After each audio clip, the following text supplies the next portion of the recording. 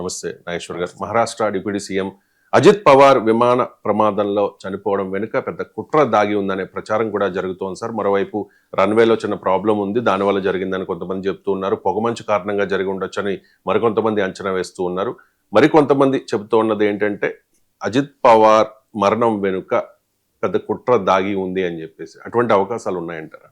ఇప్పుడు ప్రతి మరణం వెనక అసహజ మరణం, అన్నేచురల్ డెత్ ఎప్పుడు జరిగినా ఈ మిస్టరీ థియరీలు వస్తూనే ఉంటాయి. ఇవాళ కొత్త కాదు కదా. లాల్ బహదూర్ శాస్త్రి మరణం పైన ఇప్పటికీ రకరకాల చర్చలు, మిస్టరీ. సుభాష్ చంద్రబోస్ మరణం వెనక మిస్టరీ. అలాగే మీకు హోమిజే బాబా.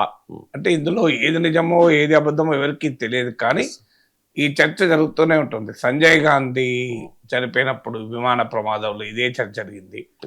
సో తర్వాత మీకు వైఎస్ రాజశేఖర్ రెడ్డి మరణం తర్వాత అయితే రిలయన్స్ పైన దాడులు కూడా జరిగాయి.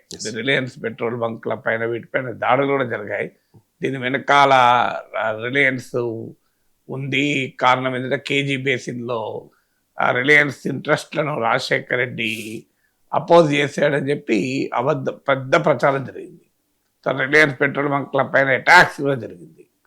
సో ఇలా మీకు ఈ ఒక అసహజ మరణం, అన్నేచురల్ డెత్ జరిగినప్పుడల్లా ఈ రకమైన వాదనలు వస్తూనే ఉంటాయి. సో అవి ఏవి ఇందులో అత్యధికం నిలబడ్డవి ఏవి కావు. సో అందువల్ల మనము అజిత్ పవార్ను ఈ మరణం, ఈ యాక్సిడెంట్ వెనకాల ఏ రకమైన కుట్ర లేదని రాష్ట్ర ప్రభుత్వం చెప్పడమే కాదు, అజిత్ పవార్ ఫ్యామిలీ కూడా చెప్పింది.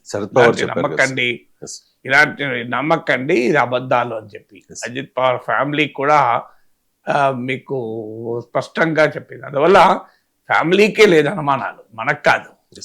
అయితే ఈ సోషల్ మీడియా నార్మల్గా ఇది నేను ఇప్పుడు సంజయ్ గాంధీ చనిపోయింది 1980లో అనుకుంటా, నాకు గుర్తు. నేను 79, 80 ఆ ప్రాంతం. నేను ఇంటర్మీడియట్ అయిపోయి ఎంసెట్ కోచింగ్ గుంటూరులో ఉన్నాను. రవి కళాశాలలో ఎంసెట్ కోచింగ్ తీసుకుంటున్న సమయం నాకు గుర్తు. సో అంటే బహుశా 1970, అరౌండ్ 80 అనుకుంటాను. సో ఆ టైంలో ఇంకా సోషల్ మీడియా కాదు, మీడియానే లేదు. సో ఆ టైంలోనే పెద్ద ఎత్తున సంజయ్ గాంధీ మృతి వెనకాల ఎవరన్నా ఉన్నారు అని చెప్పి చర్చ జరిపారు. June 23, 1980. అదే నేను నాకు అందుకే గుర్తు, నేను కరెక్ట్ ఇయర్ గుర్తులే, కానీ నేను ఎంసెట్ కోచింగ్ కోసం ప్రిపరేషన్లో ఉన్నాను. సో ఆ ప్రిపరేషన్లో ఉన్న సమయంలో ఈ వార్త వచ్చింది అప్పుడు గుంటూరులో ఉన్నప్పుడు. సో అందువల్ల మీకు సాయంత్రం ఈవినింగ్ ప్రత్యేకంగా పేపర్ ఎడిషన్ ఇస్తే ప్రింట్ ఈవినింగ్ పేపర్ కూడా కొన్ని చదివాను నేను, నాకు అలా గుర్తు. సో అందువల్ల మీకు అప్పుడు మీడియా లేదు, సోషల్ మీడియా లేదు. అలాంటి టైంలోనే ఈ రకమైన ప్రచారాలు జరిగాయి. ఇప్పుడు అవుతాయిగా. ఇప్పుడు సోషల్ మీడియాలో ఏంటి, ఈ బేస్లెస్ ఫేక్ న్యూస్ అంటానే. నేను చాలాసార్లు చెప్పాను, ఫేక్ న్యూస్ అనకూడదు. ఎందుకంటే ఫేక్ అయితే అది న్యూస్ కాదు, న్యూస్ అయితే ఫేక్ కాదు. If it is fake it can't be news, if it is news it is not fake. కానీ ఇది ఫేక్ న్యూస్ అని అంటాం మనం. అది ఆ ఫేక్ న్యూస్ మీకు MIT స్టడీ కూడా, మాసచ్యూసెట్స్ ఇన్స్టిట్యూట్ ఆఫ్ టెక్నాలజీ వాళ్ళ స్టడీ ఉంది. ఈ fake news travel much faster, much deeper అని. అంటే చాలా వేగంగా చాలా ఎక్కువ మందికి వెళ్ళిపోతూ ఉంటాయి. హ్యూమన్ టెండెన్సీ కూడా ఏంటంటే we love suspense, we love mystery. మనం జనరల్గా చూడండి, మీరు ప్లేన్ సినిమా చూడరు, సస్పెన్స్ ఉన్న సినిమా, సస్పెన్స్ థ్రిల్లర్ అని అడ్వర్టైజ్ కూడా చేసుకుంటారు. సో మిస్టరీ ఉందంటే జనం ఆసక్తిగా చూస్తారు. So human psychology mystery, suspense, secrecy, surprise వీటికి ఎక్కువగా అట్రాక్ట్ అవుతూ ఉంటాయి మీకు. అందువల్ల అది హ్యూమన్ నేచర్, మీకు that's a part of human character అది.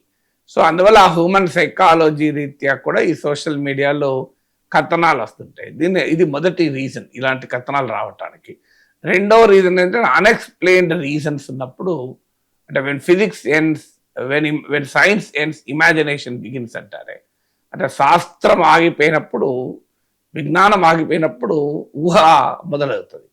సో ఎప్పుడైనా ఇలాంటి యాక్సిడెంట్ జరిగినప్పుడు అన్ఎక్స్ప్లెయిన్డ్ రీజన్స్, అంటే పర్టికులర్గా ఫలానా రీజన్ అని తెలియదు, అన్నేచురల్ డెత్. ఇప్పుడు మీరే అన్నారు, విమాన ప్రమాదం ఫాగ్ వల్ల పొగమంచు వల్ల జరిగిందా, రన్వేలో ప్రాబ్లం ఉందా, లేకుంటే మీకు విమానంలో ప్రాబ్లం ఉందా, ఆ విమానానికి సర్టిఫికేట్ ఆడిట్ అంటే ఫ్లయింగ్ ఆడిట్ సరిగా జరిగిందా. సో ఈ రకమైనటువంటి మీకు రాజశేఖర రెడ్డి మరణించినప్పుడు కూడా ఇదే వచ్చింది చూడండి, వాతావరణం బాగలేదు అన్నా కూడా రాజశేఖర రెడ్డి ప్రయాణం చేశాడు, ఇలాంటివన్నీ. సో అందువల్ల ఈ అన్ఎక్స్ప్లెయిన్ రీజన్స్ ఉన్నప్పుడు ఏమవుతుందంటే people invent reasons when there is no clear reason. అంటే స్పష్టమైన కారణం తెలియనప్పుడు ఊహాజనిత కారణాలు పుట్టుకొస్తాయి. ఇది రెండవ రీజన్. మూడో రీజన్ ఏంటి అంటే పొలిటికల్ థీరీస్ ఉంటాయి, పొలిటికల్ ఇంట్రెస్ట్ ఉంటాయి, పొలిటికల్ కాన్స్పిరసీ థీరీస్. ఇప్పుడు అది రాజశేఖర్ రెడ్డి మరణం వెనకాల ఫలానా పారిశ్రామిక సంస్థ ఉంది అని చెప్పడము, ఇవన్నీ కూడా politically motivated propaganda. So Sanjay Gandhi మరణం వెనకాల ఎవరో ఉన్నారు, లాల్ బహదూర్ శాస్త్రి మరణం వెనక ఎవరో ఉన్నారు. These are all political instruments of political propaganda. ఇప్పుడు అజిత్ పవార్ను ఎవరు చంపుంటారు అనేది థీరీస్ బిల్డ్ చేస్తానికి కూడా చేస్తుంటారు. బట్ అజిత్ పవార్కు చంపాల్సిన అవసరం ఎవరికి ఉంటుంది, ఎందుకు చంపుతారు? సో అందువల్ల దేర్ ఇస్ నో బేసిస్. కానీ ఈ వెస్టెడ్ పొలిటికల్ ఇంట్రెస్ట్ ఉంటాయి, ఆ వెస్టెడ్ పొలిటికల్ ఇంట్రెస్ట్లు కూడా ఈ రకమైన కాన్స్పిరసీ థీరీస్, కుట్ర సిద్ధాంతాల్ని మీరు ప్రజెంట్ చేస్తూ ఉంటారు. ఇది మూడోది. నాలుగవది ఏంటంటే సేలబిలిటీ సిండ్రోమ్. అంటే ఇలాంటి వార్తలు ఎక్కువ మంది చూస్తారు కనుక క్వశ్చన్ మార్కులు పెట్టి థంబ్నెయిల్స్ పెట్టి మీకు జనానికి చెప్తూ ఉంటారు. ఇప్పుడు అందుకే ఆ జనానికి ఎలా ఇది నిజం కాదు అని చెప్పడానికి కూడా మనం కూడా థంబ్నెయిల్ పెట్టి చూపెట్టాల్సి ఉంటుంది. కుట్ర జరిగిందా అని క్వశ్చన్ మార్క్ వేస్తే జరిగిందా లేదా చూస్తారు, కుట్ర జరగలేదు అంటే చూడడు. సో జరిగిందా అని కానీ కుట్ర అని క్వశ్చన్ మార్క్ ఉందనుకో చూస్తారు, చూసినప్పుడు దాని కుట్ర జరగలేదని మనం చెప్పచ్చు. సో అందువల్ల ఈ రకంగా రకరకాల రీజన్స్ రీత్యా ఇలాంటి సంఘటనలు జరిగినప్పుడు people try to multiply this information. So ఇప్పుడు మీకు ఇది జర్నలిజంలో the fundamental, when a dog bites a man it is not news, when a man bites dog it is news అని జర్నలిజం క్లాసుల్లో మొదట్లో చెప్తారు. మనిషిని కుక్క కరిస్తే వార్త కాదు, కుక్కను మనిషి కరిస్తే వార్త అని. అందువల్ల అజిత్ పవార్ది సహజ ప్రమాదము, it's a natural accident, it's generally an accident అంటే న్యూస్ ఏముంది. సో న్యూస్ ఏంటి, దీని వెనకాల కుట్ర ఉందా, కుట్ర సిద్ధాంతం ఉందా అంటే అది న్యూస్ అవుతుంది. సో అందువల్ల న్యూస్కు చూసేటువంటి పద్ధతిలోనే ఈ కుకింగ్ అంటే వండి వార్చేటువంటి వార్తల వ్యవస్థ ఏర్పడుతూ ఉంటుంది. సో అందులో ఇప్పుడు మనది అన్రెగ్యులేటెడ్ ఫ్లో ఆఫ్ ఇన్ఫర్మేషన్ కదా. ఇప్పుడు సోషల్ మీడియా ఏజ్లో, డిజిటల్ మీడియా ఏజ్లో వెరిఫైడ్ ఇన్ఫర్మేషన్ అనేది లేదు. ప్రింట్ అండ్ ఎలక్ట్రానిక్ మీడియా వరకు కాస్తన్న వెరిఫైడ్ ఇన్ఫర్మేషన్, అందులో కూడా తప్పులు వచ్చేవి, కానీ అందులో కాస్త గేట్ కీపింగ్ కాన్సెప్ట్ అంటారు కమ్యూనికేషన్ థియరీలో. కర్ట్ లెవిన్ అనే అతను ఈ కాన్సెప్ట్ ప్రవేశపెట్టాడు, గేట్ కీపింగ్ అని. అంటే the desk is the gate keeper, journalist is the gate keeper. అంటే ఒక రిపోర్టర్ వార్త తెచ్చాక అది సబ్మిట్ చేశాక it passes through the desk. So వివిధ స్టేజ్ల్లో అది గేట్ కీపింగ్ అవుతుంది. అంటే ఒక సబ్ ఎడిటర్ చూస్తాడు, చీఫ్ సబ్ ఎడిటర్ చూస్తాడు, న్యూస్ ఎడిటర్ చూస్తాడు, కొన్నిసార్లు కొన్ని వార్తలు ఎడిటర్ చూస్తాడు. దీనివల్ల ఏమవుతుందంటే తప్పులు సెట్ అవుతాయి. ఇప్పుడు అలా లేదు కదా, ఇన్స్టాంటేనియస్ జర్నలిజం మారిపోయింది. ఒకప్పుడు సమయం ఉండేది, ప్రింట్ వర్షన్లో ఒక పొద్దున 8 గంటలకు యాక్సిడెంట్ జరిగింది, సాయంత్రం వరకు దాని న్యూస్ నైట్ 9, 10, 11 వరకు కూడా ఆ వార్త ఎవాల్వ్ అవుతున్నప్పుడు కరెక్ట్ అవుతూ ఉంటుంది. ఇప్పుడు ఆ రకమైన క్రెడిబుల్ ఇన్ఫర్మేషన్ ఫంక్షన్ పోయింది. సో న్యూస్కు వెరిఫికేషన్ సిస్టమ్ అనేది కొలాప్స్ అయిపోయింది. డిజిటల్ మీడియా యుగంలో ఎవరు జర్నలిస్టు, ఎవరైనా జర్నలిస్టే. అసలు జర్నలిస్టే కావాల్సిన అవసరం లేదు కదా. నీకు తెలిసింది, నీకు తోచింది, నువ్వు ఊహించింది, నువ్వు అనుకున్నది, నువ్వు కలగన్నది కూడా ఫేస్బుక్లో పెడితే అది న్యూస్గా వైరల్ అవుతుంది. అందువల్ల ఈ వైరాలిటీ అనే ట్రెండ్ ఎప్పుడైతే మొదలైందో ఈ రకమైనటువంటి అంటే లేనివి ఉన్నట్టుగా చూస్తే కూడా వైరల్ అవుతాయి. వాస్తవాలు వైరల్ కావు. మీరు వైరాలిటీ యొక్క స్వభావం చూడండి. Just study what goes viral. If you study what goes viral, it's an interesting phenomenon. జనరల్గా ఏది వైరల్ అవుతుంది అని కనుక చూస్తే ఇలాంటి ఎక్కువ వైరల్ అవుతాయి. అందువల్ల వైరాలిటీ ఆఫ్ ఇన్ఫర్మేషన్ యొక్క క్యారెక్టర్, ఇన్ఫర్మేషన్ ఫ్లోలో ఉండే వైరాలిటీ అనే ఫినామినన్ యొక్క క్యారెక్టర్ రీత్యా కూడా ఈ రకమైన వార్తలు చెక్కలు కొడుతూ ఉంటాయి. But we have to clear.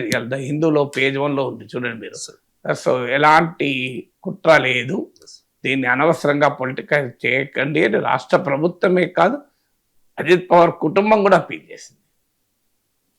Right sir.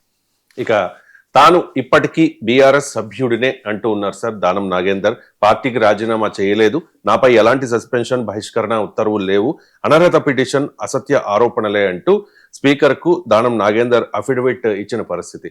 వాస్తవానికి 2023 తెలంగాణ అసెంబ్లీ ఎన్నికల్లో ఖైరతాబాద్ నుంచి బీఆర్ఎస్ అభ్యర్థిగా పోటీ చేసి దానం నాగేందర్ గెలిచారు కదా సార్. 2024లో కాంగ్రెస్ అభ్యర్థిగా సికింద్రాబాద్ ఎంపీ స్థానం నుంచి పోటీ చేసిన మాట కూడా వాస్తవమే. ఇప్పుడేమో అంటూ ఉన్నారు నేను ఇప్పటికీ బీఆర్ఎస్ సభ్యుడినే అని చెప్పేసి. సో దానం నాగేందర్ వాదన సరైందేనా సార్? ఆనందంలో లేదంటే ఆ వార్తలో ఉన్న ఏంటంటే ఇంట్రెస్టింగ్ థింగ్ ఏంటంటే ఆయన మార్చిలో కాంగ్రెస్ పార్టీ ఏర్పాటు చేసిన సమావేశానికి హాజరైన వెంటనే పాడి కౌశిక్ రెడ్డి, మహేశ్వర్ రెడ్డి వీళ్ళు పిటిషన్ వేశారు. అప్పటికి బహుశా ఆ పిటిషన్ ఇంకా వేసే టయానికి ఆయన కాంగ్రెస్ అభ్యర్థి కానట్టున్నారు. సో అందుకే నిన్న దానానాగేందర్ స్పీకర్ సమర్పించిన దాంట్లో ఇవాళ మీడియాలో వచ్చింది, ఆ పిటిషన్ లో ఉన్న అంశాలకే పరిమితం కావాలి తప్ప అదనపు సమాచారాన్ని తర్వాత జరిగిన పరిణామాల్ని పట్టించుకోవద్దు అన్నారు. సో మీరు పిటిషన్లో అంటే పిటిషన్ బహుశా ఆయన ఎంపీగా కాంగ్రెస్ అభ్యర్థి కాకముందటి పిటిషన్ అది. సో ఆ పిటిషన్ విచారణ గనక అది విచారణ స్థాయిలోనే అర్హత లేదు, దాన్ని కొట్టిపారేయాలి. నేను ఒక మీటింగ్ అటెండ్ అయినా మీడియాలో వచ్చిన కథనాల బట్టి నేను కాంగ్రెస్లో చేరినా అని అంటున్నారు. తర్వాత ఆయన కాంగ్రెస్ అభ్యర్థిగా సికింద్రాబాద్ పోటీ చేసింది, అప్పటికి అది అది అది ఎట్లా అది పిటిషన్ లేదు కదా అంటున్నాడు. బట్ ఒక విచారణ జరుగుతున్నప్పుడు అదనపు సాక్ష్యాధారాలు వస్తుంటే అదనపు ఛార్జ్షీట్లు దాఖలు చేయరా? విచిత్రమైన వాదన కదా. సో అందుకే గజ్జల మల్లారెడ్డి ఇప్పుడు కాదు చాలా ఏళ్ల క్రితమే ఆయన రాశాడు, పుణ్యభూమి అనే కాలం రాసేవాడు. సో కలికాలపు మహేశ్వరా ఏదిరా కర్మకాలి శాసనసభ కాదు కదా గురువరా అని. సో ఇప్పుడు రాజకీయాలు కూడా మహేశ్వర అంటే ఉన్నది ఉన్నట్టుగా లేనిది లేనట్టుగా కనబడాలి. సో ఆ రకమైన మహేశ్వరగా రాజకీయ నాయకులు మార్చదలుచుకుంటున్నారు. సో ఆయన వాదన ఏంటంటే నన్ను సస్పెండ్ చేయలేదు, సస్పెండ్ చేస్తే యాంటీ డిఫెక్షన్ వర్తించదు. మరి ఆ వాదన ఏందో నాకు ఇప్పటికీ అర్థం కాలే. నన్ను సస్పెండ్ చేయలేదు అన్నది మొదటి వాదన, నన్ను బీఆర్ఎస్ సస్పెండ్ చేయలేదు. సో బీఆర్ఎస్ సస్పెండ్ చేస్తే అసలు డిస్క్వాలిఫై కాడు కదా. యాంటీ డిఫెక్షన్ లాలో పార్టీ సస్పెండ్ చేస్తే డిస్క్వాలిఫై కాడు. మరి నాగేందర్ మరి ఏ రకంగా ఆర్గ్యుమెంట్ పెట్టాడో తెలియదు, నాకు మిత్రులే కానీ నేను మాట్లాడలేదు. సో ఇక సెకండ్ది ఏంటిది, నేను పార్టీకి రాజీనామా చేయలేదు. కానీ దాన నాగేందర్ యాంటీ డిఫెక్షన్ లా చదువుకుంటే అర్థమవుతుంది. యాంటీ డిఫెక్షన్ లా గ్రౌండ్ ఏంటి, రాజీనామా చేయడమే గ్రౌండ్ కాదు, ఎక్కడా లేదు. యాంటీ డిఫెక్షన్ లా రెండు గ్రౌండ్స్, ఒకటి విప్ ఉల్లంఘించాలి, రెండు voluntarily giving up the membership of the party.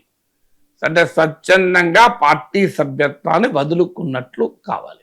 So there is no concept resignation. నేను రిజైన్ చేయలేదు కదా, నాకు యాంటీ డిఫెక్షన్లా వర్తించని వాదిస్తే ఎట్లా? రిజైన్ చేయాలని ఎక్కడన్నా ఉందా? యాంటీ డిఫెక్షన్లలో రిజైన్ చేయాలన్న కాన్సెప్టే లేదు. Voluntarily giving up the membership. ఇప్పుడు చట్టం రాస్తే వారు సుప్రీంకోర్టు తీర్పులో చెప్తుంది, చట్టం చదివేటప్పుడు చట్టంలో ఉన్న పదాలు ఏదో క్యాజువల్గా కాలక్షేపాన్ని రాస్తాయని అనుకోకూడదు. దానికి ఖచ్చితమైన రీజన్స్ రీత్యానే రాశారని అనుకోవాలి. అలా అనుకునే విశ్లేషించాలి. ఎందుకు మరి if a member resign from a party అని రాయకుండా if a member voluntarily gives up the membership of the party ఎందుకు రాశారు?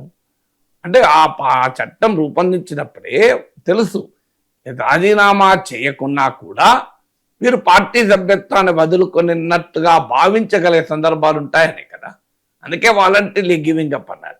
సో ఆయన ఇప్పుడు దాన నాగేందర్ రైజ్ చేసిన రెండు అంశాలు యాంటీ డిఫెక్షన్లా లేవు. అంటే నన్ను పార్టీ సస్పెండ్ చేయలేదు కనుక నేను డిస్క్వాలిఫై కాకూడదు అంటాడు. Party suspension is not a ground for disqualification. చాలామంది అందుకే పార్టీ సస్పెన్షన్ కోరుకుంటారు కదా. రెండవది నేను రాజీనామా చేయలేదు బీఆర్ఎస్కు అంటాడు. So that need not necessarily the condition కదా, అది యాంటీ డిఫెక్షన్ అలా ఎక్కడుంది. ఇకపోతే voluntarily giving up the membership అనేది ఏది వాలంటరీ గివింగ్ అప్ అవుతుంది అంటే ఒక పార్టీలో సభ్యుడిగా ఉంటూ మరో పార్టీ తరఫున బీఫామ్ తీసుకునే అభ్యర్థి కావడం, అది voluntarily giving up the membership కాదా? మన దేశంలో డ్యూయల్ పార్టీ మెంబర్షిప్ ఉందా? దేశంలో డ్యూయల్ సిటిజన్షిప్ లేదు. ఇండియాలో సిటిజన్ అయితే ఇండియాలోనే సిటిజన్, వేరే ఇప్పుడు అమెరికాలో డ్యూయల్ సిటిజన్షిప్ ఉంటుంది. You can be citizen of America, you can be citizen of Canada. So America పౌరుడు ఇంకో దేశ పౌరుడుగా ఉండడానికి వెళ్ళాడు. ఇప్పుడు మన ఇండియన్ అమెరికన్స్ ఉన్నారు, మన వాళ్ళంతా ఓవర్సీస్ సిటిజన్ ఆఫ్ ఇండియా అంటారు, ఓసీఐ అని. సో అమెరికా పౌరులుగా వాళ్ళు అయినాక కూడా భారతదేశంలో పౌరసత్వం ఉండదు, కానీ ఓసీఐ కార్డు పెట్టారు, ఓవర్సీస్ సిటిజన్ ఆఫ్ ఇండియా. దానివల్ల లాభం ఏంటంటే వాళ్ళకి ఎప్పుడు వీసాలు అవసరం లేదు, ఎప్పుడు పడితే అప్పుడు రావచ్చు, ఎంతసేపు ఉండొచ్చు. కానీ they are not citizen, they can't vote here, వాళ్ళు వచ్చి ఇక్కడ ఓటు వేయరాదు. సో అందువల్ల మీకు డ్యూయల్ సిటిజన్షిప్ లేదు. డ్యూయల్ సిటిజన్షిప్ అనేది ఇండియాలో కాన్సెప్టే లేదు. సో డ్యూయల్ సిటిజన్షిప్ లేనప్పుడు డ్యూయల్ పార్టీ మెంబర్షిప్ ఉంటుందా? అంటే 2 పార్టీలో సభ్యుడిగా ఉండొచ్చా? మీకు రిప్రజెంటేషన్ ఆఫ్ పీపుల్స్ యాక్ట్లో ఎక్కడుంది, అది ఎలక్షన్ లాలో ఎక్కడుంది? ఇప్పుడు ఒక పార్టీ సభ్యుడు మరో పార్టీ అభ్యర్థిగా పోటీ చేయొచ్చా? సో అంటే అర్థం ఏంటి? అప్పుడు ఆయన ఎలక్షనే తప్పన్నట్టు. దానందర్ ఎలక్షన్ అఫిడవిటే తప్పు కదా. సో ఎలక్షన్ అఫిడవిట్లో ఆయన కాంగ్రెస్ పార్టీ బీఫామ్ ఇచ్చాడా లేదా? కాంగ్రెస్ పార్టీ అభ్యర్థికి ఎట్లా పోటీ చేస్తాడు? బీఆర్ఎస్ సభ్యుడిగా ఉంటూ కాంగ్రెస్ అభ్యర్థిగా పోటీ చేస్తానికి ఎన్నికల చట్టం అంగీకరిస్తుందా? So that is a bigger fraud అవుతుంది కదా. ఇది ఆయన చేసిన క్లెయిమ్ల వల్ల it becomes a much bigger fraud, it's a big నేరం అవుతుంది. నువ్వు అంటే you are misleading the election commission. నేను కాంగ్రెస్ పార్టీ అభ్యర్థిగా మీరు పోటీ చేస్తున్నారు కనుక నేను బీఆర్ఎస్ సభ్యుడిని కాదు, మరి ఎన్నికల చట్టంలో బీఆర్ఎస్ సభ్యుడు కాకుండా కూడా కాంగ్రెస్ పార్టీ అభ్యర్థిగా పోటీ చేయొచ్చా? సో బీఆర్ఎస్ సభ్యుడు అవుతూ కూడా. సో ఇది ఒక లాజిక్ లేని ఆర్గ్యుమెంట్ కదా. సో అంటే ఈ వాంట్స్ టు అవాయిడ్, నిన్నకాగా మొన్న అన్నాడు కదా నేను కాంగ్రెస్ పార్టీలో ఉన్నాను అని చెప్పాడు. నిన్న బయట కూడా ఉంది, మనకు సోషల్ మీడియా అంతటా దొరుకుతుంది. నేను ఏముందల్లా నేను ఏ పార్టీలో ఉన్నాను కాంగ్రెస్లో ఉన్నానని చెప్పాడు కదా. సో కాంగ్రెస్లో ఉన్నానని స్పష్టంగా చెప్పాడు. అది ఉన్నప్పుడు మనం మాట్లాడాం కూడా. అంటే దీన్ని బట్టి ఖైరతాబాద్ ఉప ఎన్నిక కాంగ్రెస్ సిద్ధపడుతోంది. అందుకే దానం నాగేందర్ వరకు ఈ ఎన్నిక యాక్సెప్ట్ చేస్తారు. కడియం శ్రీహరి చెప్పలేము, మిగతా వాళ్ళందరినీ ఒక్కొక్కరిని తప్పించేస్తున్నాడు స్పీకర్ అని. సో నేను కాంగ్రెస్ పార్టీలో ఉన్నాను అని ఆయనే స్వయంగా చెప్పాడు. ఇప్పుడు బయట మరి ఆ డాక్టర్ బయట అనలేడు కదా. సో అంటే తాను ఆర్గ్యుమెంట్ ఏంటంటే ఆ పిటిషన్ వేసే సమయానికి తాను బీఆర్ఎస్ సభ్యుడిని ఆయన వాదనది. అంటే ఇప్పుడు నెక్స్ట్ ఇంకో ఫ్రెష్ పిటిషన్ తీసుకొని డిస్క్వాలిఫై చేయాలి అంత మ్యాక్సిమం అయితే. సో ఆ పిటిషన్ టైంకు సభ్యుడైనా కాంగ్రెస్లో చేరకపోయినా ఆ పిటిషన్ విచారణ సమయానికి అయ్యాడు కదా. So that it self is a case కదా. ఇప్పుడు అది విచిత్రంగా ఆర్గ్యుమెంట్ చేస్తే ఎట్లా? So that is a clear case of anti defection law. So but speaker ఏం చెప్తాడో చూడాలి. స్పీకర్ చెప్పిన తర్వాత మరి కోర్టు చెప్పాలి. కోర్టు ఇల్లీగాలిటీ అయితే కోర్టు ఖచ్చితంగా ఇంటర్వ్యూ అవుతుంది. ఇక తిరుమల లడ్డులో జంతువు కొవ్వు కలిసిందా లేక ఏం కలిసింది అనే దానిపై సిబిఐ నేతృత్వంలోని స్వతంత్ర సిట్ దర్యాప్తులో కీలక విషయాలు బయటకు వచ్చాయి సార్. దీనికి సంబంధించి కూటమి నేతలు వారికి అంటే సిట్ ఏం తెలిసింది అనే దాని మీద వారికి వారు అన్వయించుకుంటూ ఉన్నారు. ఇది కల్తీ జరిగిందని స్పష్టమైంది, సిట్ అదే చెప్పింది అని చెప్పేసి కూటమి నేతలు చెప్తూ ఉన్నారు. అలా జరగలేదు, జంతువు కొవ్వు కలిసినట్టు ఎక్కడా చెప్పలేదు సిట్ అని చెప్పేసి వైసీపీ నేతలు అంటూ ఉన్న పరిస్థితి. ఇక మీడియా విషయానికి వస్తే సార్, ఎవరికి నచ్చినట్టు వాళ్ళు రాసుకున్నారు. ముఖ్యంగా ముందుగా మనం ఈనాడు చూస్తే కనుక కల్తీ కెమికల్ నెయ్యి అని చెప్పి తిరుమల నెయ్యి కేడీల గుట్టును విప్పిన సిబిఐ ఛార్జ్ షీట్ అని చెప్పి ఈనాడులో వార్త వచ్చింది సార్. ఇక నెక్స్ట్ సారీ సార్, ఇది ఆంధ్రజ్యోతిలో వచ్చింది. నెక్స్ట్ ఈనాడులో అనుమానమే లేదు అది కల్తీ నెయ్యే అనే హెడ్డింగ్తో ఈనాడులో వచ్చిన పరిస్థితి. ఇక సాక్షి విషయానికి వస్తే అంతా బాబు దుష్ప్రచారమే, రాజకీయ రాద్ధాంతమే, కొవ్వు కలవలేదు అని చెప్పేసి సాక్షిలో కథనం సార్. సార్ గతంలో ఈ ఆరోపణ వచ్చిన వెంటనే తిరుమల లడ్డూలో ఏదో కలిసింది అనే ఆరోపణ వచ్చిన వెంటనే ముఖ్యమంత్రి హోదాలో చంద్రబాబు నాయుడు స్పష్టంగా చెప్పారు కదా సార్, దానిలో జంతువు కొవ్వు కలిసింది అని చెప్పేసి. ఇప్పుడు ఆ బైట్ని YSR Congress party social media circulate చేస్తున్న పరిస్థితి. ఒకసారి బయట విందాం. కడాన తిరుమల లడ్డు కూడా నాసి రకం. నాకైతే ఆశ్చర్యం వేస్తుంది. ఎన్ని కంప్లైంట్ చేసినా కడాన వెంకటేశ్వర స్వామి పవిత్రతను దెబ్బతీశారు. దేవుని దగ్గర పెట్టే ప్రసాదం అపవిత్రం చేసే విధంగా ఓసారి బాధేస్తుంది. నాసి రకమైన ఇంగ్రీడియంట్సే కాకుండా ఎనిమల్ ఫ్యాట్ కూడా వాడారని, ఏది గీకు బదులు కడాన తిరుమల సరే యానిమల్ ఫ్యాట్ అని చెప్పేసి చంద్రబాబు నాయుడు గతంలో చెప్పేసి కోర్టు కూడా ఆక్షేపించినట్టు గుర్తు సార్ నాకు. సో ఇప్పుడేమో సిట్ దర్యాప్తు ప్రకారం ఎవరి వాదన వారు వినిపిస్తూ ఉన్నారు సార్. అసలు ఏం కలిసింది అనే దాని మీద క్లారిటీ లేదు. అందరు చెప్పింది అదే, క్లారిటీ స్పష్టంగా ఉంది. 3 పేపర్లు కూడా కరెక్టే చెప్పింది. అంటే ఎవరికి కావాల్సిన పార్ట్ వాళ్ళు చెప్తున్నారు అంతే. సో వాస్తవం ఏంటంటే 3 పత్రికల్లోనూ వాస్తవమే చెప్పారు. కల్తీ జరిగింది వాస్తవం, కానీ ఏం కలిసింది, కొవ్వు కలిసిందని చెప్పలేదు. ఎస్. సో అందువల్ల అనుమానమే లేదు కల్తీ నెయ్యి. మీరు ఎక్కడ జంతు కొవ్వు అనుమానమే లేదు, జంతు కొవ్వు కలిసిందని లేదు కదా ఈనాడు జ్యోతి. సో ఈనాడు జ్యోతిలో కూడా ఏమన్నా అనుమానమే లేదు కల్తీ నెయ్యి, కల్తీ కెమికల్ నెయ్యి అని ఈనాడు జ్యోతి రాశారు. సో మీకు కల్తీ జరిగింది కానీ జంతు కొవ్వు కాదు అనేది 3 పత్రికలు అదే చెప్తున్నాయి. సో ఈవెన్ సాక్షిలో కూడా మీకు జంతు కొవ్వు కలవలేదు అని చెప్పారు అన్నది, కానీ కెమికల్ కల్తీ జరగలేదు అన్నది సాక్షి చెప్తలేదు కదా. సో 3 పత్రికలు తమకు అవసరమైన పార్ట్ వరకే చూపెట్టుకున్నారు. అంటే మన పత్రికలు రాజకీయ పార్టీలకు ఎలా అనుబంధంగా తయారవుతున్నారు దానికి ఉదాహరణ కదా. చెప్పినప్పుడు 2 చెప్పాలి. ఫ్యాక్ట్ ఏంటి, అదో 200 పేజీల సప్లిమెంటరీ ఛార్జ్ షీట్. సో క్లియర్గా అందులో ఇప్పుడు ఈ పత్రికలు చదివినా అది అర్థమవుతున్నది ఏంటి, జంతు కొవ్వు అయితే కలిసిందని చెప్పలేదు, అంతవరకు నిజం. సో అయితే దాంట్లో కూడా ఎర్రర్ ఉంటుంది, 10% లోపు అన్నారు కనుక 10% కలిసి ఉండవచ్చు అని కూడా మళ్ళీ ఆరోపణ చేస్తున్నారు. విచిత్రం ఏంటంటే, నేను ఇది ఇష్యూ వచ్చినప్పుడు ఆ రోజు కూడా మాట్లాడిన వీడియోలు ఉన్నాయి. చంద్రబాబు నాయుడు అనుడితోనే సుప్రీంకోర్టు కూడా అనకముందు మాట అన్నాడు, ఇది దేవదేవుని ప్రసాదం గురించి, కోట్లాది హిందువుల మనోభావాల గురించి, ఆ తిరుమలేశుని గర్భగుడి ముందు నిలబడి ఆ దేవదేవుని దివ్యమంగళ స్వరూపాన్ని చూస్తున్నంత కాలం ఆధ్యాత్మిక తన్మయత్వంతో కోట్లాది భక్తులు తమకు తాము ఆ దేవునిలో ఐక్యం కావాలని కోరుకుంటారు. అలాంటి ఒక మహోన్నతమైనటువంటి ఆలయం అది. ఇదేదో మామూలు ఆలయం కూడా కాదు. భారతదేశ గడ్డపైన పుట్టిన ప్రతి హిందూ జీవితంలో ఒక్కసారైనా ఆ వెంకటేశ్వర స్వామి దర్శనం చేసుకోవాలని కోరుకుంటాడు. సో అలాంటి కలియుగ వైకుంఠంగా భావించే తిరుమలేశుని ప్రసాదం గురించి మాట్లాడేటప్పుడు కాస్త ఓపిక, సహనం, రాజకీయ తొందరపాటు ఉండకూడదు. ముఖ్యమంత్రి స్థాయిలో ఉన్న వ్యక్తి ఇంకా ఇప్పుడు చంద్రబాబు నాయుడు అది మాట్లాడే టైంకి విచారణ కూడా ఆదేశించలేదు. విచిత్రం ఏదంటే ఎఫ్ఐఆర్ కూడా దాఖలు చేయలేదు. మరి విచారణకు ఆదేశించకుండా, ఎఫ్ఐఆర్ దాఖలు చేయకుండా, ఏ ప్రాతిపదిక లేకుండా ముఖ్యమంత్రి అలా మాట్లాడితే ఎవరు అపవిత్రం చేసినట్లు? సో దాన్ని ఎందుకంత తొందర? మీరు అనుమానాలు వస్తే విచారణకు ఆదేశించండి, విచారణలో తేలితే చెప్పండి. ఇదే మాట మీరు మీరు చూడండి, సుప్రీంకోర్టులో కూడా ఇదే మాట చెప్పారు. చీఫ్ మినిస్టర్ స్థాయిలో ఉండి ఇలా మాట్లాడకూడదు అని. నేను ఈ కాంట్రవర్సీ వచ్చిన వెంటనే అన్న మాటలు సుప్రీంకోర్టు అన్న తీర్పులో ఉన్న చెప్పినవి కూడా ఒకటే. నా మీద ట్రోలింగ్ చేసిన వాళ్ళు ఉండొచ్చు, సుప్రీంకోర్టును ట్రోలింగ్ చేస్తారు అవసరం వస్తే, కానీ నేనన్నది సుప్రీంకోర్టు అన్నది కదా. సేమ్ ఎవరన్నా అంటే నేనన్నది చూసి సుప్రీంకోర్టు అన్నది కదా. ఒక విచక్షణతో ఆలోచించితే ఎవరైనా అదే అంటారు. అయ్యా తొందరవద్దు, మీరు దోషులు శిక్షించడం అవసరము, కల్తీ జరిగితే దానికి ఖచ్చితంగా విచారణ జరపాలి. కానీ తొందరపడి జంతు కొవ్వు, అది ఎక్కడ దాకా పోయింది, ఎనిమల్ ఫ్యాటే కాదు, తెలుగులో అయితే బాధేస్తుంది, కళ్ళకి నీళ్ళు వస్తుంది.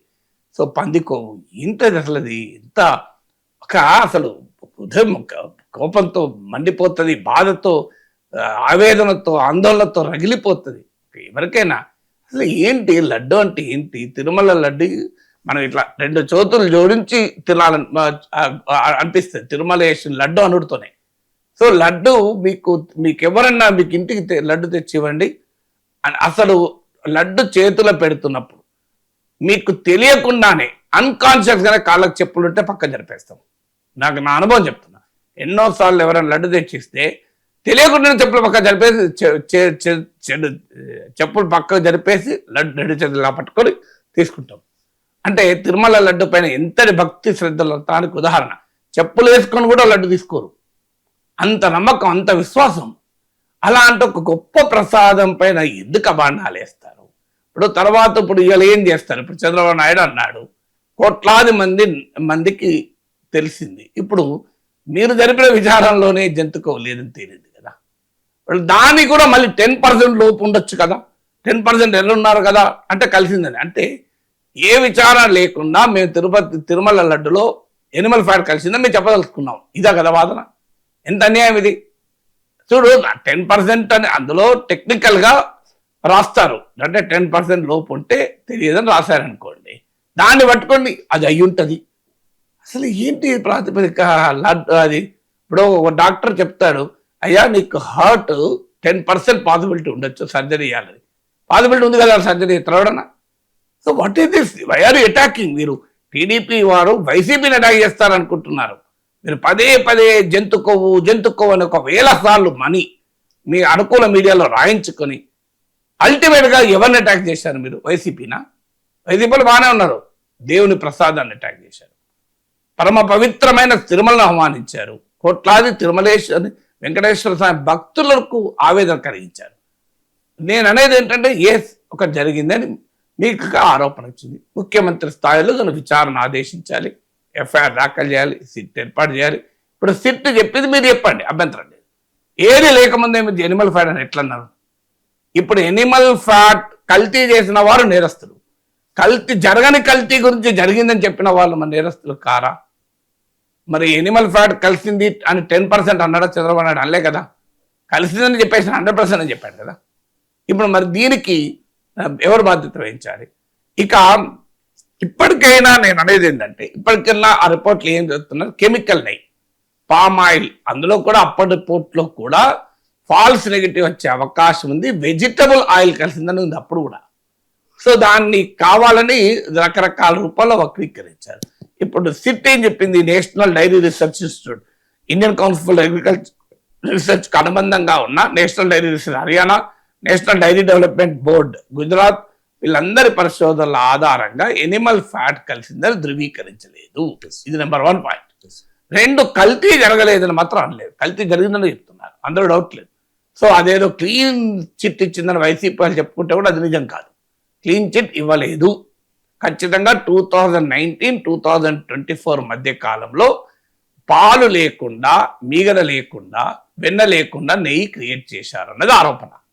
ఎలా క్రియేట్ చేశారంటే, కొద్దిపాటి నెయ్యి తీసుకొని, బీటా కెరటిన్ తీసుకొని, రకరకాల పామ్ ఆయిల్ తీసుకొని, ఇతర రకాల ఫుడ్ గ్రేడ్ లాక్టిక్ యాసిడ్ అంటారు రసాయనికాలు తీసుకొని, ఇవన్నీ కలిపి నెయ్యి తయారు చేశారన్నది ఆరోపణ సెట్ చేసింది, ఛార్జ్ షీట్లో చెప్పింది. అది కూడా ఫైనల్గా విచారణలో తేలాలి. ఛార్జ్ షీట్ ఇది ఇప్పటి వరకు, ఇక విచారణ కాదు, ఇది కోర్టు జడ్జిమెంట్ కాదు, మనం గమనించాలి. ఫైనల్గా కోర్టు జడ్జిమెంట్ ఏం చెప్తుందని పాయింట్. ఛార్జ్ షీట్ టైంలోనే జంతుకోవని కొట్టిపడేశారు, పాయింట్ అది. ఛార్జ్ షీట్లో కూడా జంతుకోవని రాయలేదు, జంతుకో కొట్టేశారు. సో జంతుకోవను కొట్టేశారు. మరి ఎందుకు? ఇప్పుడు జంతుకోవని జరిగిన ప్రచారానికి ఎవరు బాధ్యత వహించాలి? సో ఇప్పుడు ఇక వైసీపీ దాన్ని ఇంకో లెవెల్కి పడుకోవాలి, కల్తే జరగలేదు అనే రకంగా వాళ్ళు చెప్తున్నారు. అందువల్ల మీ రాజకీయ క్రీడకు తిరుమలను వేదికగా చేసుకున్నారు. తెలుగుదేశం వైసీపీల మధ్య పంచాయతీని మీరు కోట్లాది హిందువుల మనోభావాలపై దాడి చేస్తున్నారు. మీరు రాజకీయాలు వేరే వాటి మీద పెట్టుకోండి, అనేక అంశాలు ఉన్నాయి కదా. ఆ పరిమాణాల కల్తీ మద్యం ఉంటుంది, ఇసుక ఉంటుంది, మట్టి ఉంటుంది, మన్ను ఉంటుంది, దుమారం ఉంటుంది. మీరు రోజు అనుకోండి, మీరు ఏమనగండి, మాకు అభ్యంతరం లేదు. దేవుణ్ణి మొదలేయండి, దేవుని ప్రసాదాన్ని 2 చేతులు జోడి చెప్తున్నా. అయ్యా దేవుని ప్రసాదం వదలండి అయ్యా, రాజకీయాలకు వేరే దాంట్లో చూసుకోండి. పనికి మాలి చాలా ఉంటాయి కదా రాజకీయాలకు. దేవుడే దొరికిందా?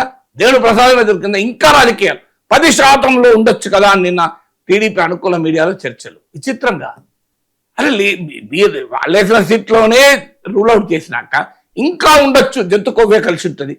అరే లడ్డు గౌరవించడం అవుతుంది అది.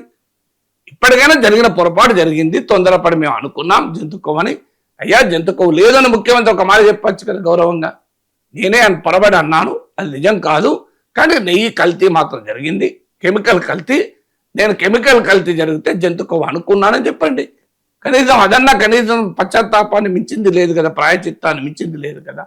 మీరు దేవుడు క్షమిస్తాడు కదా, ఏదో పొరపాటు జరిగింది, ముఖ్యమంత్రి అయిన మనిషే తొందరపడి అనుకున్నాడు అనుకోవచ్చు కదా. సో వాళ్ళు ఇప్పటికీ డిఫెండింగే, 2 పార్టీలు డిఫెండింగే. అయ్యే మీ రాజకీయాల కొరకు దేవుడిని ఎందుకు వాడతారు? అసలు దేవుడి కొరకు రాజకీయం చేసే పార్టీ ఏమో అసలు మాట్లాడదు దీనిపైన. వాళ్ళేమో వాళ్ళ అధికారంలో బాగా కనుక వాళ్ళు దీని గురించి మాట్లాడరు. సో వాళ్ళు మిగతా దేశమంతటా దేవుడి కొరకు రాజకీయం చేస్తారు, ఇక్కడ మాత్రం చేయరు.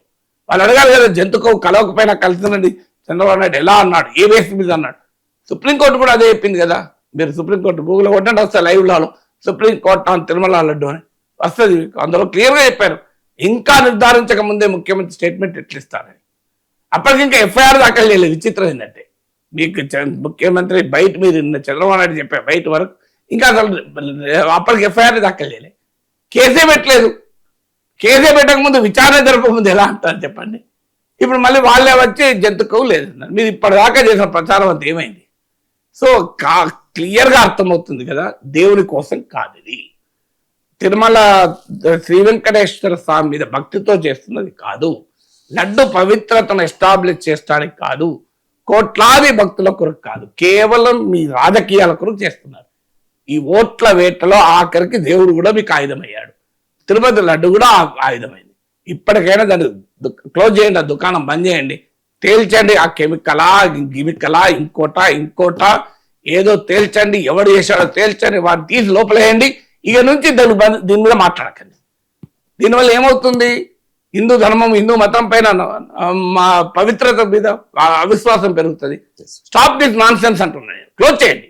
ఎస్ ఏది కలిసిందో తేల్చండి, వాడికి ఎంత కఠినమైన శిక్ష అంతే, మాకే అభ్యంతరం లేదు.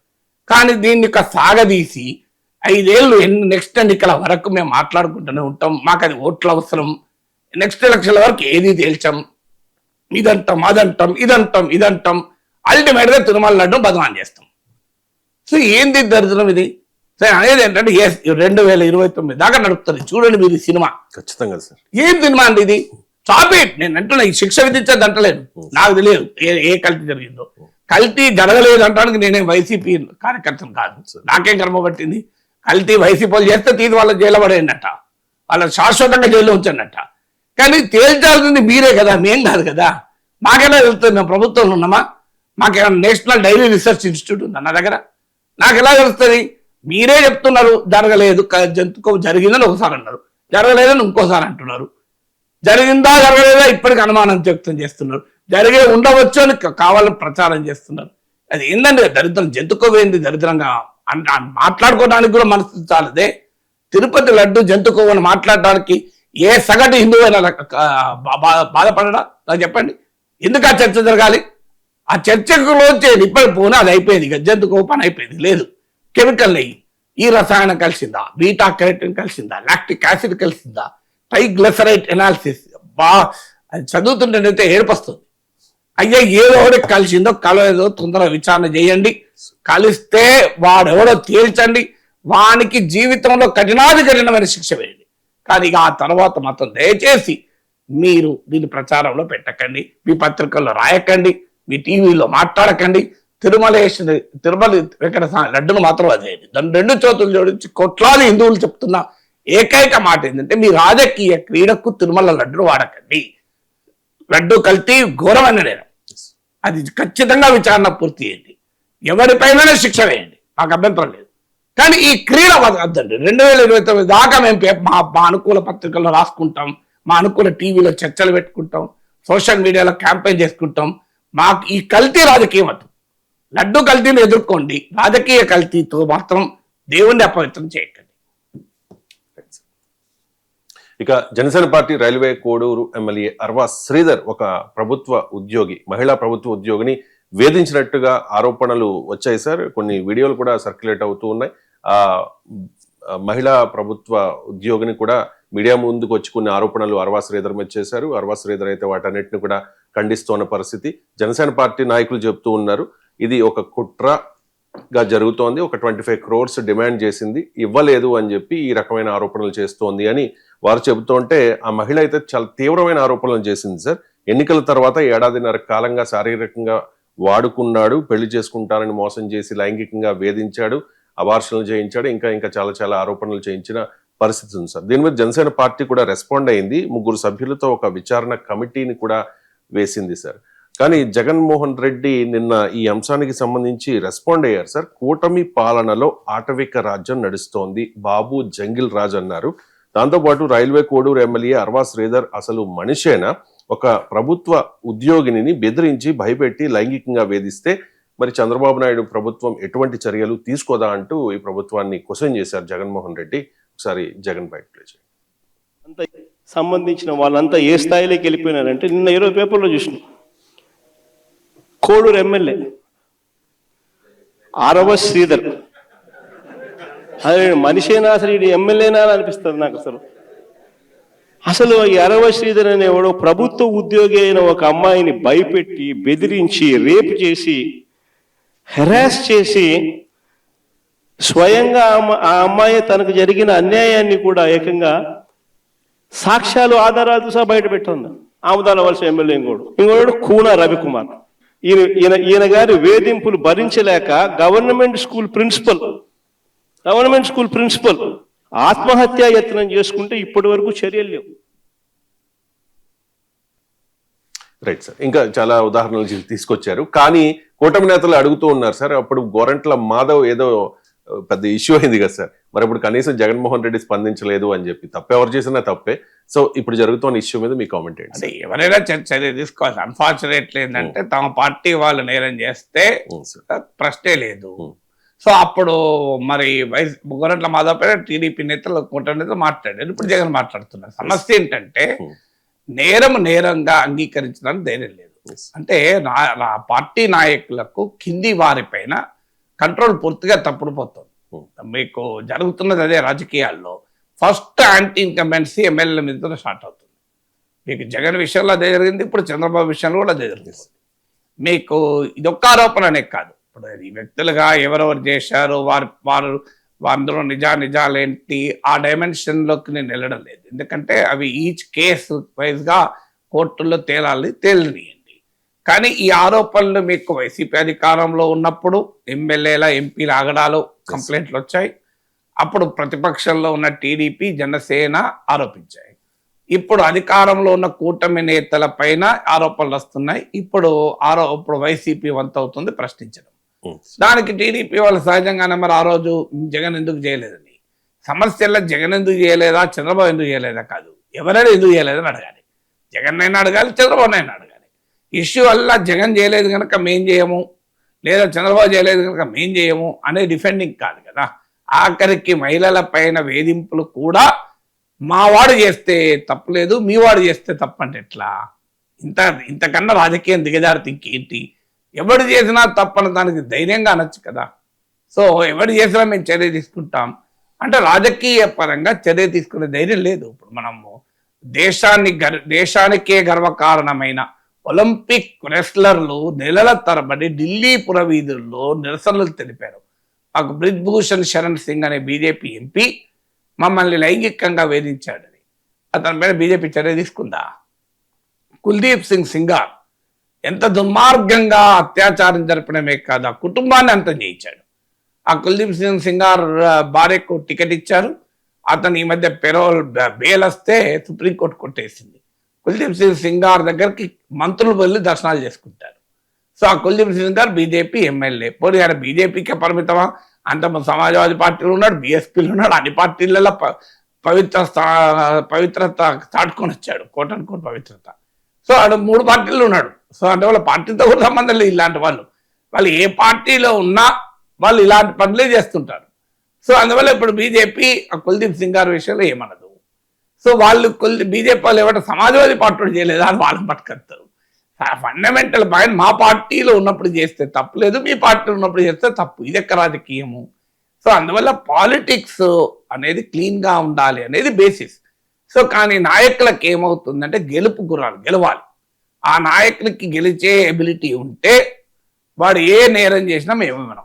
ఇప్పుడు ఇంత ప్రత్యర్థులు విమర్శిస్తాం, మళ్ళీ రేపు వాడు పోయి ఆ పార్టీ నుంచి ఈ పార్టీలో చేర్చుకోరా, అవినీతి ఆరోపణలు ఉన్న వాళ్ళని చేర్చుకుంటున్నారు. ఆదర్శ్ సొసైటీ కుంభకోణం, కార్గిల్ అమరవీరులకు ఇవ్వాల్సిన ఫ్లాట్లు అశోక్ చవాన్ మింగేశాడు కాంగ్రెస్ ముఖ్యమంత్రి అని బీజేపీ పెద్ద ఎత్తున ఆరోపణ చేసి పార్లమెంట్లో కూడా రిపోర్ట్ ఇచ్చాడు.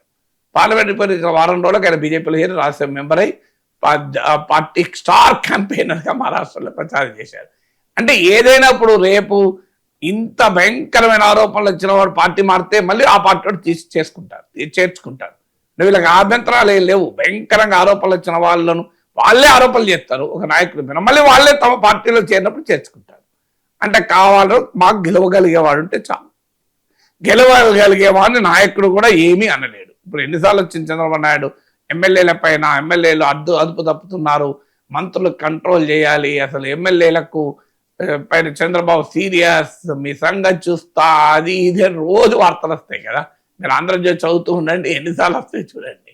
కానీ ఎమ్మెల్యేలు ఏమీ అనలేకపోతున్నారు కదా. ఇప్పుడు ఇలాంటివి వచ్చినప్పుడు బియాండ్ పాలిటిక్స్ యాక్ట్ కావాలి ఎవరైనా, ఏ పార్టీ అయినా.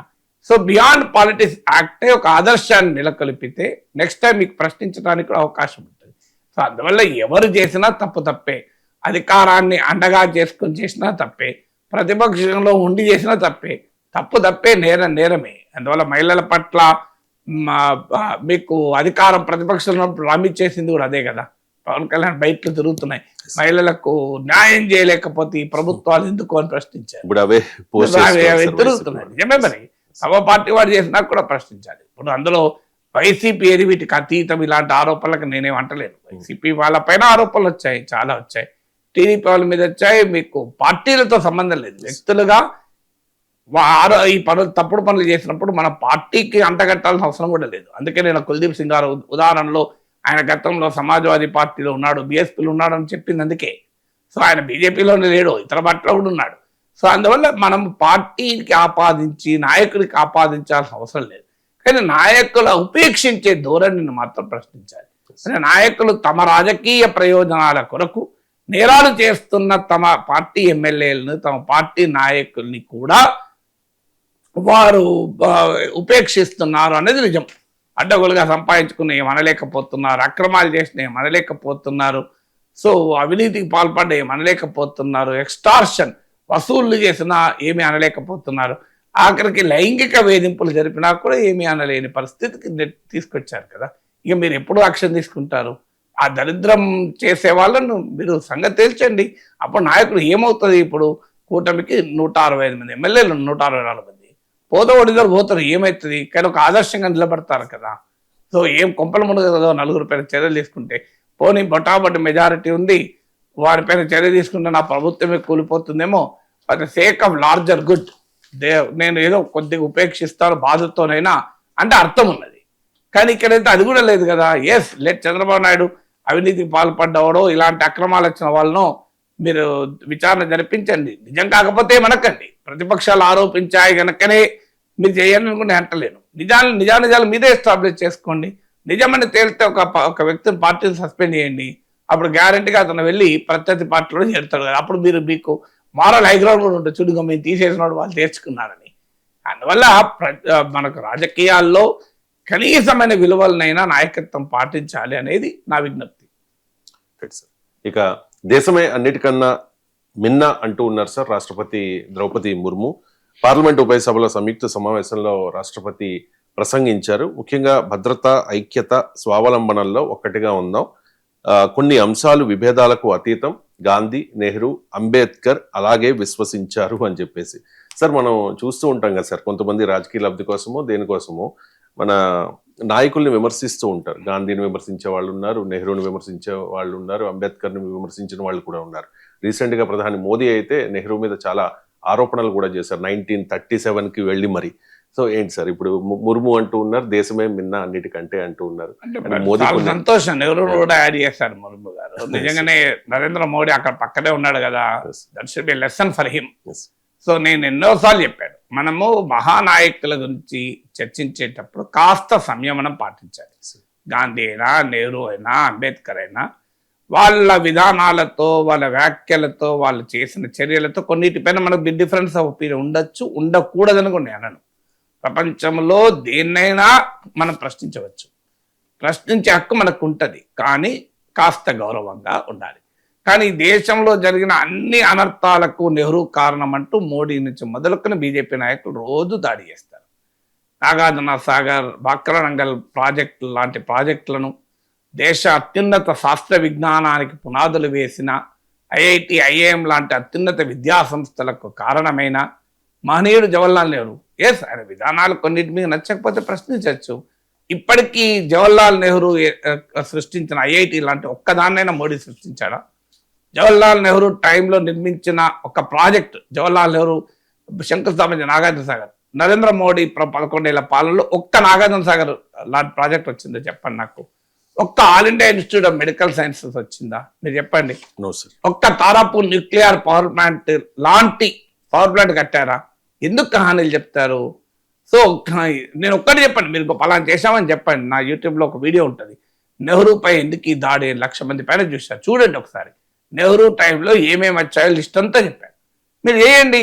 మీరు ఒక్కటంటే ఒక్కటి చెప్పండి. నినాదాలు ఎక్కువ, హడావుడు ఎక్కువ, ప్రచారం ఎక్కువ. నెహ్రూపై దాడి ఎందుకు? ఎస్, నెహ్రూ విధానాలు ఎక్కడన్నా తప్పుంటే విమర్శించండి, విశ్లేషించండి. పచ్చి అబద్ధాలు ఎందుకు చెప్తారు నెహ్రూ పైన? మీకు ఉదాహరణకు సోమనాథ్ ఆలయం ఉంది. సోమనాథ్ ఆలయ పునర్నిర్మాణాన్ని నెహ్రూ వ్యతిరేకించాడు. ఎంత అబద్ధం! మోడీ చెప్తాడు ఇది. సోమనాథ్ ఆలయ ప్రారంభానికి రాజేంద్ర ప్రసాద్ రాష్ట్రపతి వెళ్ళడాన్ని నెహ్రూ వ్యతిరేకించాడు. ఇది నరేంద్ర మోడీ చెప్తున్నాడు. పచ్చి అబద్ధం అది. మీరు హిస్టరీ చూడండి.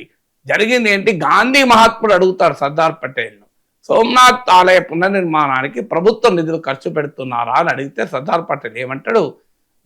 నా ప్రాణంలో ఊపిరున్నంత కాలం ప్రభుత్వ నిధులతో ఆలయ పునర్నిర్మాణాలు చేపట్టము, ప్రజల నుంచి విరాళాలతో చేపడుతున్నామంటాడు. ఇది సర్దార్ పటేల్ అన్న మాటలు, ఇది నెహ్రూ కాదు. అప్పటి జాతీయ నాయకులు గాంధీ అయినా, నెహ్రూ అయినా, పటేల్ అయినా కొన్ని విలువలకు వాళ్ళు ప్రతినిధులుగా నిలిచారు. ఎస్, ఆలయాలు పునర్నిర్మించుకోవచ్చు, తప్పలేదు, నిర్మించుకోవాలి కూడా. కానీ వాటికి ప్రభుత్వ నిధులు ఖర్చు పెట్టకూడదు. సెక్యులర్ స్టేట్ రాజ్యాంగంలో స్పష్టంగా ప్రభుత్వం పన్నుల ద్వారా వసూలు చేసిన డబ్బును ఒక మతానికి సంబంధించిన వాటికి ఖర్చు పెట్టకూడదు అని ఉంది. అది ఆ రోజుల్లో దానికి పాటించారు, ఈ రోజుల్లో పాటిస్తలేరు. ఓకే, కానీ ఆ రోజు పాటించినందుకు వాళ్ళు ఏదో ఆలయాలకు వ్యతిరేకులు అంటే అన్యాయం కదా. ఇక రాజేంద్ర ప్రసాద్ వెళ్ళొద్దని ఎవరు అన్నాడా? రాష్ట్రపతి హోదాలో అసలు రాజేంద్ర ప్రసాద్ చెప్పి రాసి లేట్ ఏంటి? నేను వ్యక్తిగత హోదాలో సోమనాథ్ ఆలయ నిర్మాణానికి వెళ్ళాలనుకుంటున్నాను నెహ్రూకి లేఖ రాస్తే, వ్యక్తిగత హోదాలో మీరు వెళ్ళవచ్చు, రాష్ట్రపతి హోదాలో మాత్రం వెళ్ళకూడదు అన్నాడు. ఎందుకంటే అది కూడా ఒక సెక్యులర్ వాల్యూ. అంటే మనం ఒక దేశానికి ప్రెసిడెంట్ అన్నప్పుడు ఒక మతానికి సంబంధించిన వాళ్ళుగా ఉండకూడదు అని. కాలక్రమేణా మతాలు అన్ని ఆలయాలు వెళ్తున్నారు, మసీదులు వెళ్తున్నారు, చర్చిలు వెళ్తున్నారు. సో అన్ని రకాల దేవుళ్ళను ఆ సమయంలో పొగుడుతున్నారు. మళ్ళీ తమ మతమే గొప్పదని మళ్ళీ చెప్తున్నారు. రాజకీయాలు అలా తయారైపోయింది అనుకోండి. కానీ ఫండమెంటల్ పాయింట్ ఏంటంటే జాతీయ నాయకులు, ప్రెసిడెంట్ చెప్పింది రైట్, అది జాతీయ నాయకుల విషయంలో మనకు గౌరవం ఇద్దాం, అందరినీ గౌరవిద్దాం. తర్వాత మీకు జాతీయ అంశాలపైన విభేదాలు ఏంటి ఉండకూడదు, కరెక్ట్. కానీ ప్రధాన ప్రతిపక్షానమే కాదు, ప్రశ్నించే ప్రతి ఒక్కరిని దేశద్రోహి అంటుంటే ఇక విభేదం ఉండకపోతే ఏముంటుంది? అసలు ఈ దేశంలో బీజేపీకి వచ్చే ఓటు 30-35%, 65% దేశద్రోహుడే అంటున్నారు కదా. ప్రశ్నిస్తూ నేను నాలాంటి మాట్లాడితే కింద కామెంట్ ఉండే చైనేశ్వర్ అని. విచిత్రం ఏంటంటే చైనాతో అత్యధిక ట్రేడ్ జరిపేది మోడీ ప్రభుత్వంలోనే. సో చైనేశ్వర్ అని అన్నట్టు అంటే అందరూ దేశద్రోహులే ఈ దేశంలో దేశభక్తులు తక్కువ, దేశద్రోహులే మెజార్టీ. ఇలా భారతీయ జనతా పార్టీ తనను ప్రశ్నించే ప్రతిపక్షాన్ని, మీడియాను, విశ్లేషకుల్ని, వ్యక్తుల్ని, ఎవరినైనా దేశద్రోహులు అంటారు కదా. ఇక అన్నప్పుడు నీకు జాతీయ అంశాలపై ఏకాభిప్రాయం ఎక్కడిది? ఏకాభిప్రాయం ఉండాలి. ఆపరేషన్ సింధూర్ ఉంది. ఆపరేషన్ సింధూర్ విషయంలో అన్ని రాజకీయ పార్టీలు అఖిలపక్ష మీటింగ్ పెడితే దానికి క్లియర్గా అన్ని పార్టీలు వెళ్ళి మేము ప్రభుత్వానికి పూర్తి మద్దతు ఇస్తున్నాం అని చెప్పారు. ఎంత బ్రహ్మాండం. కానీ తర్వాత ఏం చేశారు? అందులో రాజకీయాలు. కాంగ్రెస్ పార్టీని ఇబ్బంది పెట్టడానికి ఆ పార్టీలో ఉన్న డిసిడెంట్లను మేము పార్లమెంటరీ డెలిగేషన్ పంపిస్తాం, పుల్లబెట్టాలి. తర్వాత ఆ పార్టీని పాకిస్తాన్ అనుకూల పార్టీ, చైనా అనుకూల పార్టీ అటాక్ చేస్తాం. అది ఆఖరికి కల్నల్ సోఫియా ఖురేషిని పలానా మతం అని చెప్పి తిడతాం. ఈ స్థాయికి వెళ్ళడానికి ఇక జాతీయ పార్టీ ఏకాభిప్రాయం ఎక్కడిది? ఆయన మధ్యప్రదేశ్ మంత్రి, సుప్రీంకోర్టు కూడా తిట్టింది, మరి ఆయన మంత్రి పదవిని తీసేసింది బీజేపీ. తీసేది ఒక ఆదర్శంగా ఉండాలి కదా. ఏందయ్యా, దేశానికి గర్వకారణమైన సైనిక మహిళను మతం పేరు పెట్టి చూడడం ఏంటి? ఇదేం దరిద్రం నీకు అని. మరి దేశ రక్షణ అనేది జాతీయ అంశం కదా, దాని మతంతో ఎందుకు చూసావు అని ఆ మంత్రి పదవిని తీసిపడేసి ఆయన మీరు చర్య తీసుకుంటే యూ హ్యావ్ దట్ రైట్ కదా టు స్పీక్. ప్రజ్ఞా సింగ్ ఠాగూర్ పార్టీని తీసేసారా? ఆమె గాంధీ మహాత్ముని చంపిన గాడ్సే దేశభక్తులు పార్లమెంట్లో అన్నారు, అని వ్యాఖ్యానించింది కదా. అందువల్ల ప్రెసిడెంట్ చెప్తున్నది రియాలిటీ ఏంటి? అధికార పార్టీకి లెసన్ లాగా ఉన్నది. మీరు జాతీయ భావాలపైన ఏకాభిప్రాయం ఉండకూడదు, నిజమే. కానీ దేశంలోనే తమ ప్రత్యర్థులందరినీ దేశద్రోహులుగా చిత్రీకరిస్తుంటే ఏం చేస్తారు ఎవరైనా? తాము మాత్రమే దేశభక్తులు, అందరూ దేశద్రోహులు అంటుంటే ఇక జాతి ఏకాభిప్రాయం ఎక్కడుంది? ఏకాభిప్రాయం ఉండాలి, డెఫినెట్గా ఉండాలి. కానీ దేశ ప్రయోజనాలని తాకట్టు పెడుతుంటే ఏకాభిప్రాయం ఉండదు కదా. ట్రంప్ కోసం పత్తి పైన 11% దిగుమతి సుంకాన్ని తొలగించి పత్తి రైతుల వెన్నెముక ఇరుస్తుంటే ఇది దేశం కోసం అని చెప్పి ఏకాభిప్రాయం ఎట్లుంటది? సో అందువల్ల మీకు ఎదుటివాడు ప్రభుత్వం కనుక కొద్దిగా ఉదారంగా ఉండగలిగితే ఖచ్చితంగా జాతీయ అంశాలపైన ఏకాభిప్రాయం ఉండాల్సిందే. దేశం పార్టీ కన్నా గొప్పది, కానీ పార్టీ కోసం దేశాన్ని విభజించకూడదు. మనం పార్టీ కోసం దేశంలో సగ జనాభాను దేశద్రోహులుగా చిత్రీకరించకూడదు. దేశ ప్రతిపక్షాన్ని మొత్తం దేశద్రోహులుగా మనం చిత్రీకరిస్తే ప్రపంచంలో మన శత్రు దేశాలే సంతోషపడతాయి కదా. ఇంకా ఈ దేశ పార్లమెంట్లో సగం మంది దేశద్రోహులే అని. పాకిస్తాన్ వాడు ఆనందపడడా, చైనా వాడు ఆనందపడడా, పార్లమెంట్లో సగం మంది మా ఏజెంట్లు అయినట్ట ప్రైమ్ మినిస్టర్ చెప్పిండు అని. సో అందువల్ల మన శత్రువులకు ఆయుధాలకు కాకూడదు. ఇప్పటికే ప్రపంచ దేశాలపై టారిఫ్ వార్తో విరుచుకుపడుతోన్న ట్రంప్ తాజాగా దక్షిణ కొరియా మీద ఆంక్షలు విధించారు. 15% నుంచి 25% కి టారిఫ్స్ పెంచుతున్నట్లుగా ట్రంప్ తన ట్రూత్ సోషల్ లో ప్రకటించిన పరిస్థితి. ప్రొఫెసర్ గారు, కారణాలు ఏంటి? దక్షిణ కొరియా మీద ట్రంప్ ఆంక్షలు విధించడానికి రీజన్స్ ఏంటి? మీకు సౌత్ కొరియాకు అమెరికాకు మధ్య లాస్ట్ ఇయర్ ఏప్రిల్లో ట్రేడ్ డీల్ ఉంది. లాస్ట్ ఇయరే ఆ ట్రేడ్ డీల్ ప్రకారం ఏంటంటే south Korea is one of the biggest exporter to America. మీకు మీకు ఒక $30 బిలియన్, $120 బిలియన్ పైగా సౌత్ కొరియా అమెరికాకి ఎక్స్పోర్ట్ చేస్తుంది. $12,000 కోట్ల. అంటే మనకన్నా 50% ఎక్కువ. ఇండియా చేసేటువంటి ఎగుమతుల కన్నా అమెరికాకు సౌత్ కొరియా చేసే ఎగుమతులు 50% ఎక్కువ. అంత పెద్ద ఎక్స్పోర్టర్. ఉదాహరణకు అందులో 25% సౌత్ కొరియన్ కార్లు ఎగుమతి చేస్తుంది. $30 billion worth cars south Korea ఎగుమతి చేస్తుంది. సో అందువల్ల సౌత్ కొరియాకు అమెరికాకు ట్రేడ్ డీల్ కుదిరింది. సౌత్ కొరియా పైన సుంకాలు తగ్గిస్తానని ట్రంప్ ప్రామిస్ చేశాడు. అందుకు సౌత్ కొరియా $350 బిలియన్ అమెరికాలో ఇన్వెస్ట్ చేస్తాము, అది కూడా సెమీ కండక్టర్స్, ఆర్టిఫిషియల్ ఇంటెలిజెన్స్ లాంటి స్ట్రాటజిక్ సెక్టార్లో ఇన్వెస్ట్ చేస్తామని సౌత్ కొరియా ప్రామిస్ చేసింది. ఆ ఇన్వెస్ట్మెంట్ రావడము లేదు అనేది ఇప్పుడు ట్రంప్ ఆరోపణ. అందుకొరకు నేను మళ్ళీ సుంకాలు విధిస్తానని అంటున్నాడు. సో సౌత్ కొరియన్ రూల్స్ ఏంటంటే ఒక ఇన్వెస్ట్మెంట్ కావాలన్నా, ఒక ట్రేడ్ డీల్ కుదరాలన్నా ఆ దేశ పార్లమెంట్ దాన్ని సమీక్షించి చర్చించి అంగీకరించాలి.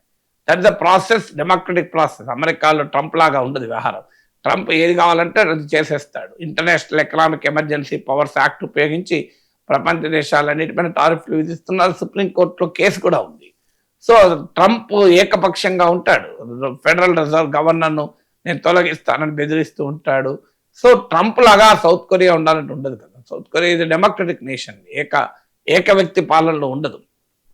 ట్రంప్ ఏమో అమెరికన్ పార్లమెంట్కు ఉండే అధికారాలను కూడా లెక్క చేయకుండా చేస్తున్నాడు. దానిపైన అమెరికన్ సుప్రీంకోర్టులోనే కేసులు నడుస్తున్నాయి. అమెరికన్ పార్లమెంట్లో తీవ్రమైన వ్యతిరేకత కూడా వ్యక్తమవుతుంది. మీకు south Korea they want parliament to discuss and debate.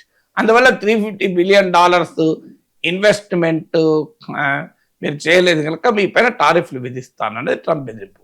ట్రంప్కి అర్థం కావాల్సింది ఏంటంటే ట్రంప్ చేస్తున్నది మేక్ అమెరికా గ్రేట్ అగైన్ కాదు, ప్రపంచాన్ని అమెరికాకు వ్యతిరేకంగా ర్యాలీ చేస్తున్నాడు. ఇప్పుడు కెనడా పైన 100% టారిఫ్ విధిస్తానని బెదిరించాడు. కెనడా చైనాతో అగ్రిమెంట్ చేసుకుంటోంది, ట్రేడ్ డీలు చేసుకుంటే నేను కెనడా పైన 100% విధిస్తా అన్నాడు. ఆయన కెనడా ప్రైమ్ మినిస్టర్ భయపడ్డా. చైనాతో మాది వ్యూహాత్మక బంధం అని ప్రకటించేశాడు. అమెరికాకు అత్యంత మిత్ర దేశం కెనడా. ఒక రకంగా ఒకే తల్లి బిడ్డల్లాగా బతుకుతారు అమెరికా కెనడా. అలాంటి కెనడా అమెరికాకు దూరం అవుతుంది. సౌత్ కొరియన్ ప్రైమ్ మినిస్టర్ ప్రకటించాడు చైనాతో మా ట్రేడ్ బంధం పెరుగుతుంది అని. మీకు British prime minister Keir Starmer, Finland prime minister ఇప్పుడు చైనాలో పర్యటిస్తున్నారు ఈ వీక్లో.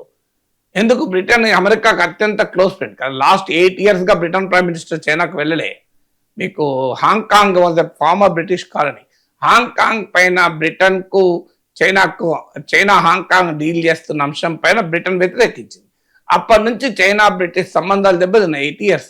ఇప్పుడు 8 years తర్వాత మొదటిసారి బ్రిటిష్ ప్రైమ్ మినిస్టర్ చైనాకి వెళ్తున్నాడు.